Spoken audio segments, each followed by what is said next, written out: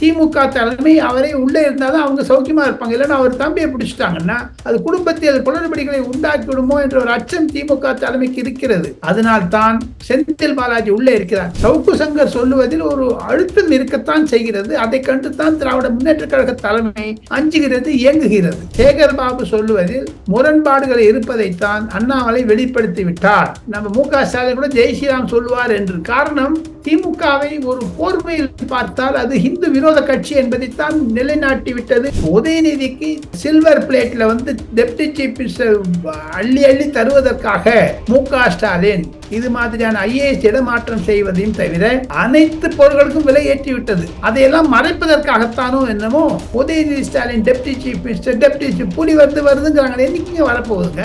Armstrong உதவி செய்து கொண்டிருந்ததை தவிர அவர் கட்ட பஞ்சாயத்து செஞ்சிருந்தார். பாருங்க, ஒரு ரவுடி ராஜ்யம் தமிழகத்தில் நடந்தது எக்ஸ்போஸ் ஆயிடுச்சு. அதற்குத்தானோ என்னமோ சிபிஐக்கு அந்த அதிகாரத்தை கொடுக்க கூடாது என்று தமிழக அரசாங்கம் வாதாடி வருகிறது. ரவுடி லிஸ்டில் இருக்கிறார் என்று அண்ணாமலை கூறுவதற்கு இது ஒரு ஏக காரணமாகிவிடும். செல்வப்பிறந்து வருத்துவார் ஸ்டாலின். அவருடைய ரியல் பர்சனாலிட்டி வெளில வருதுங்க. காங்கிரஸ் என்பது சந்தா கூட்டணி. மாதத்திற்கு இத்தனை லட்சம் வாங்கிட்டு போயிட்டு வாய மூடின்னு. அதான்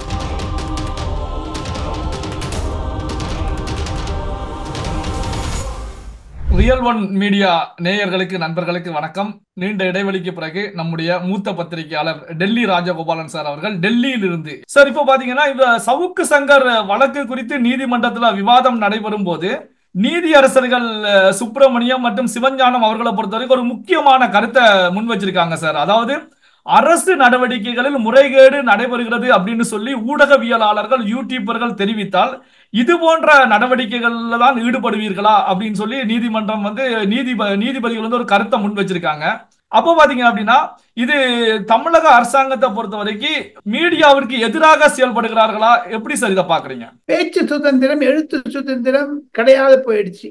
யூடியூபில் ஏதாவது ஃபார் எக்ஸாம்பிள் நீங்களும் வினோத் சார், நம்ம நெல்லை சிவாவும் ராஜகோபாலனும் பேசிக்கொண்டு கூட திமுகவிற்கு பிடிக்கவில்லை என்றால் நம்ம மேல் கேஸ் போடுவாங்க, போலீஸை ஏவி விடுவார்கள். நாம் பொதுமக்களிடையே திராவிட முன்னேற்ற கழகம் ஒதுங்கி விட்டது. காரணம், ஊழல் பிரச்சனைகள் காரணமாகத்தான். நீதி அரசர்கள் அது மாதிரியான ஒரு கருத்து தெரிவிக்கிறார்கள் என்றால் எவ்வளவு மனத்தாங்கல்களுடன் தெரிவித்திருப்பார்கள். சவுக்கு சங்கரை ஒரு இழிவுபடுத்த அவர் செஞ்சது முழுக்க தப்பா இருந்தா கூடங்க சிவா, அதற்காக அவரை இழிவுபடுத்தலாமா? தரத்தரன்னு இழுத்துன்னு போலாமா? கீழே போட்டு அடிக்கலாமா? அதை சொல்றாரு, உதவி தான் எனக்கு பண்ணாருலாம் சொல்றாரு அவரு. அதையெல்லாம் நீதிமன்றத்திற்கு வெளியே பேட்டி கொடுக்கும் பொழுது அவர் நீதிமன்றத்திற்கு அவமரியாதை செய்யாமல் உதயநிதி பேர் சொல்வதனால் உதயநிதி ஆதரவாளர்கள் சொல்லுகிறார்கள் இவர் கனிமொழியிடமிருந்து பணம் பெறுகிறார் என்று. ஆக மொத்தம் சவுக்கு சங்கர் சொல்லுவதில் ஒரு அழுத்தம் இருக்கத்தான் செய்கிறது. அதை கண்டுதான் திராவிட முன்னேற்ற கழக தலைமை அஞ்சுகிறது, இயங்குகிறது. இது கூடிய விரைவில் முடிவுக்கு வரவில்லை என்றால் 2025 முழு 12 மாதங்களும் சரி, 2026 நடக்கக்கூடிய பொது தேர்தலில் கண்டிப்பாக இது திமுகவிற்கு எதிர்வினையாகத்தான் முடியும் என்று சில வழக்கறிஞர்கள் பேசுவது கூட காதில் விடுகிறது. சார், இப்போ பாத்தீங்க அப்படின்னா டெல்லி மதுபான கொள்கை ஊழல் வழக்கில இருந்து டெல்லியுடைய முன்னாள் முதல்வர் மணீஷ் சிசோடியாவுக்கு ஜாமீன் கிடைத்திருக்கிறது. இதை எப்படி சார் பாக்குறீங்க? ஜாமீன் அது அவருக்கு கொடுக்கக்கூடிய சுதந்திரம் என்று சொல்லுகிறது நம்ம உச்ச நீதிமன்றம். எல்லாருக்கும் பெயில் கொடுத்து தான் ஆக வேண்டும் என்ற ஒரு நீதி கடைபிடிக்கிறார் இப்பொழுது இருக்கக்கூடிய தலைமை நீதிபதி சந்திரசூட். யாருக்குமே அது ஃபண்டமெண்டல் ரைட். உங்களுக்கு விடுதலை என்பது ஃபண்டமெண்டல் ரைட். எவ்வளவு நாள் ஜெயிலில் இருக்கணும். ஆனால் ஏன் செந்தில் பாலாஜி 500க்கு நாள் மேல் இருக்கிறார்கள்? அனைவரும் வெளியே வருகிறார்களே. திராவிட முன்னேற்ற கழக வழக்கறிஞர்களுக்கு அந்த ரூல்ஸ் அண்ட் ரெகுலேஷன்ஸ் பாயிண்ட்ஸ் எல்லாம் தெரியாதுங்களா? ஏன் வேண்டுமென்றே அடைத்து வைத்திருக்கிறார்கள் ஜெயிலில்? காரணம், திமுக தலைமை அவரே உள்ளே இருந்தாதான் அவங்க சௌக்கியமா இருப்பாங்க. இல்லைன்னா அவர் தம்பியை பிடிச்சிட்டாங்கன்னா அது குடும்பத்தில் குளறுபடிகளை உண்டாக்கி விடுமோ என்ற ஒரு அச்சம் திமுக தலைமைக்கு இருக்கிறது. அதனால்தான் செந்தில் பாலாஜி உள்ளே இருக்கிறார். தாங்கள் கேட்டீர்கள், மணீஷ் சிசோடியாவை விடுதலை செய்தது சுப்ரீம் கோர்ட் இன்று காலை அதிரடி திட்டத்தை அடித்தது. இருப்பினும் அவர் எவ்ரி மண்டே போலீஸ் ஸ்டேஷனை போய் கைத்து போடணும், பாஸ்போர்ட் வாங்கி வச்சுட்டாங்க, அரசியலில் ஈடுபடுவதை தவிர்க்க வேண்டும் என்றெல்லாம் சில கண்டிஷன்ஸ் போட்டிருக்காங்க. நீங்க ஆபீஸ் போலாம்லாம் சொல்லிட்டு. ஆனா அவர் ராஜினாமா பண்ணிட்டாரு. டெப்டி சீஃப் மினிஸ்டர் இல்லைன்னா கூட இப்போ சீஃப் மினிஸ்டரா இருக்காரு நம்ம அரவிந்த் கெஜ்ரிவால். அவரும் ஜெயில இருக்காரு. இப்ப அவருக்கும் ஒரு மாசத்தை ரிலீஸ் கிடைச்சிட்டுனா டெல்லியில் மார்ச் மாதம் 2025 இன்னொரு எக்ஸாக்ட்லி ஒரு 8 months தேர்தல் நடக்க போகிறதுங்க டெல்லியில. அதற்கான கட்டமைப்புகளுக்கெல்லாம் செய்வதற்கு ஆம் ஆத்மி கட்சிக்கு ஒரு சாதகமாக முடிவு வந்தாலும் வரலாம். ஆம் ஆத்மி கட்சி என்பது காங்கிரஸிலிருந்து வெளியே வந்து விட்டது. டெல்லியில் 3 முனை போட்டி இருக்கும், காங்கிரஸ், பாஜக, அதையும் தவிர ஆம் ஆத்மி கட்சி. இப்படி இருக்கும் சமயத்தில் ஆம் ஆத்மி கட்சி தோல்வி அடைவது எப்படி 7 சீட் லோக்சபா தோல்வி அடைந்து பாஜக வெற்றி அடைந்ததோ அதே மாதிரி சூழ்நிலை பாஜகவிற்கு வரும் என்று பாஜகவினர் தீவிரமாக இருக்கிறார்கள். சார், இப்போ பாத்தீங்கன்னா தமிழக அமைச்சர் சேகர் பாபு அவர்களை பொறுத்த வரைக்கும் திமுக எல்லா மதங்களுக்குமான கட்சி தான், எந்த மத விவகாரங்களையும் தலையிடுவது கிடையாது, இந்துக்களுக்கு எதிரான கட்சி கிடையாது அப்படின்னு அவர் ஜெய் ஸ்ரீராம் சொல்லுங்கிறதுக்காக அண்ணாமலை சொல்றது கூடிய விரைவில் நம்ம மு.க. ஸ்டாலின் கூட ஜெய் ஸ்ரீராம் சொல்லுவார் என்று. காரணம், திமுகவை ஒரு போர்வையில் பார்த்தால் அது இந்து விரோத கட்சி என்பதைத்தான் நிலைநாட்டி விட்டது கடந்த 3 வருடங்களில் திமுகவுடைய ஒரு ஆட்சி போக்கில்.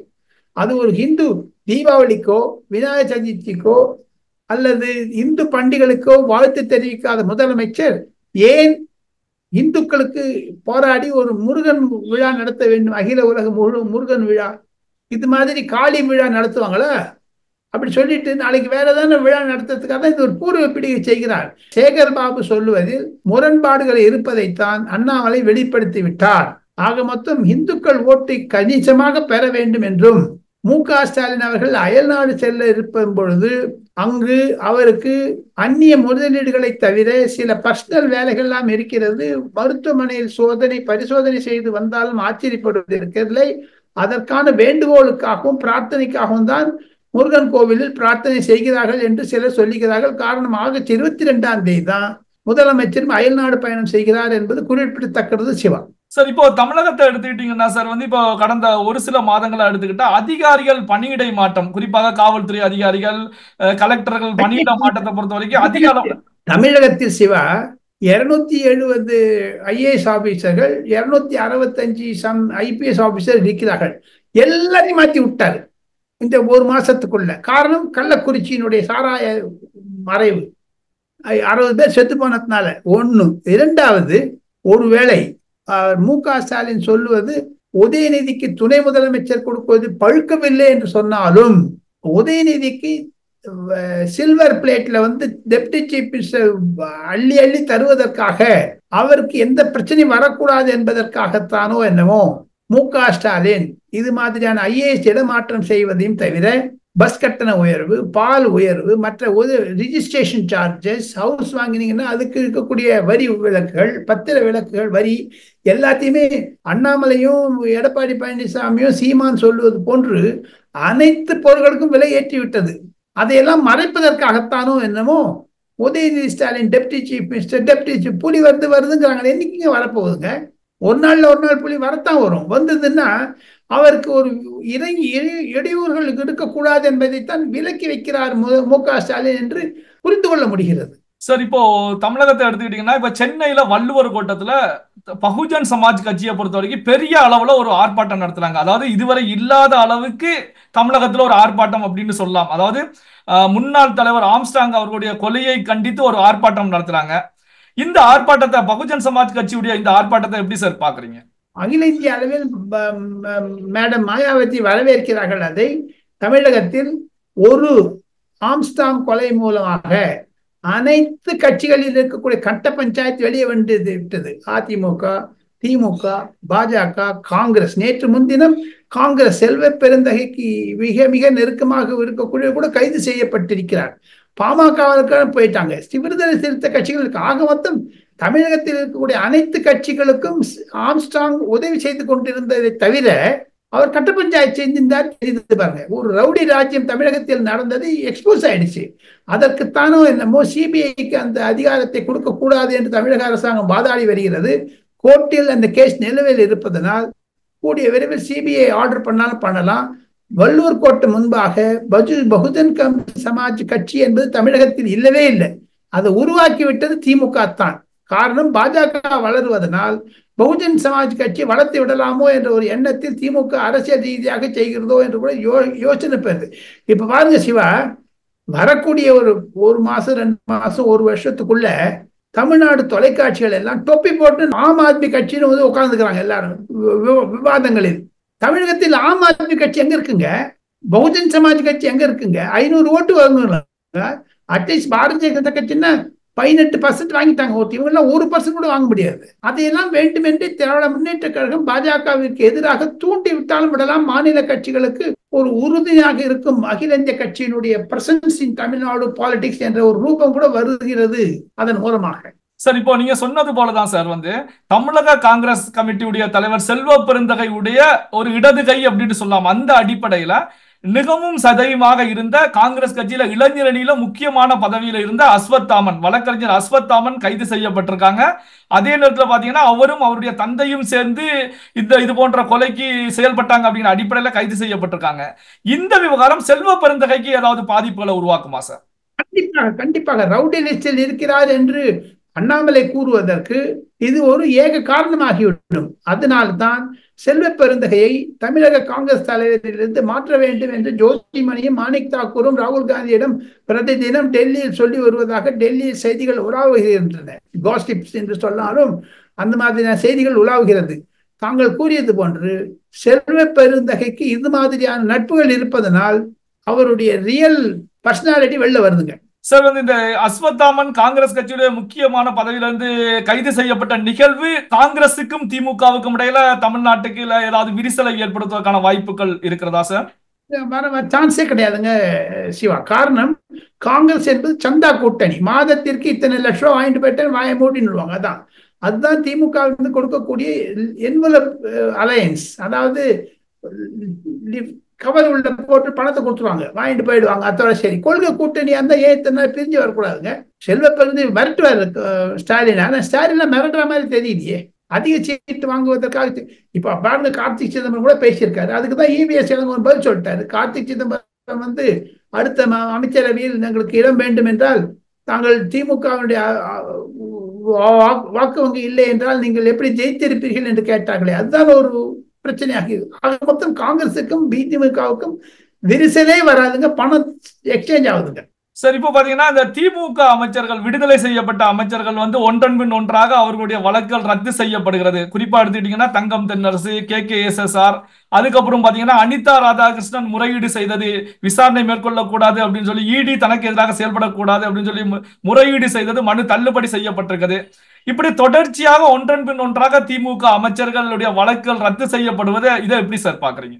2026 பொது தேர்தலில் அது வினோதமாகத்தான் முடியும் திமுகவிற்கு. இது குறித்து வைத்துக் கொள்ளுங்கள். இன்றோ அல்லது நாளையோ நீதிமன்றம் KSSR மீதும் தங்கம் தென்னரசு மீதும் மீண்டும் அந்த வழக்கை தொடர்ந்தால் அவர்கள் ராஜினாமா செய்ய வேண்டிய நிலைமை வரும். ராஜினாமா செய்து விட்டால் அது MK ஸ்டாலினுடைய பக்கபலமாக இருப்பவர்களுடைய கை உடைஞ்ச மாதிரி ஆயிடும். சோ அதெல்லாம் வைத்து பார்த்தால் இது திமுகவிற்கு நெருக்கடியைத்தான் கொடுக்கும் சிவா. ஓகே சார், எப்பவுமே நம்முடைய வாசகர்களுக்கு கடைசியில ஒரு ஹாட் நியூஸ் கொடுப்பீங்க. அந்த நியூஸுக்காகவே நம்முடைய வாசகர்கள் காத்திருப்பாங்க. இன்னைக்கு என்ன sir hot news? Hot news என்பது ஒன்றே ஒன்று. கண்டிப்பாக ஒரு விதமான சூழ்நிலை இந்தியாவில் நரேந்திர மோடிக்கு எதிராக வளர்ந்து கொண்டு வருகிறது. அதை முறியடிக்கத்தானோ என்னமோ நரேந்திர மோடி ஒரு அதிரடி திட்டம் வைத்திருக்கிறார். பாகிஸ்தான் ஆக்குபைட் காஷ்மீர் என்று சொல்லக்கூடிய POKஐ அடுத்த ஓரிரு மாதங்களில் கபலீகரம் செய்து பாகிஸ்தானையும் பங்களாதேஷையும் பாகிஸ்தானையும் சைனாவையும் துண்டுபட வைப்பதற்கான முயற்சிகளில் நரேந்திர மோடி தீவிரமாக செயல்பட்டு கொண்டு வருகிறார். அதன் மூலமாக இந்தியாவில் இருக்கக்கூடிய அரசியல் அமைப்பே மாறினாலும் ஆச்சரியப்படுவதற்கில்லை. ஒன்றே ஒன்று, பாஜக பாகிஸ்தான் ஆக்குபைட் காஷ்மீரை இந்தியாவுடன் இணைக்கும் என்று தான் வட இந்தியாவில் பலர் பேச ஆரம்பித்து விட்டார்கள். அதுதான் சிறப்பு செய்தி சிவா. பல்வேறு முக்கியமான தகவல்களை நம்முடைய வாசகர்களோடு பகிர்ந்து கொண்டதற்கு ரொம்ப நன்றி சார். நமஸ்தே.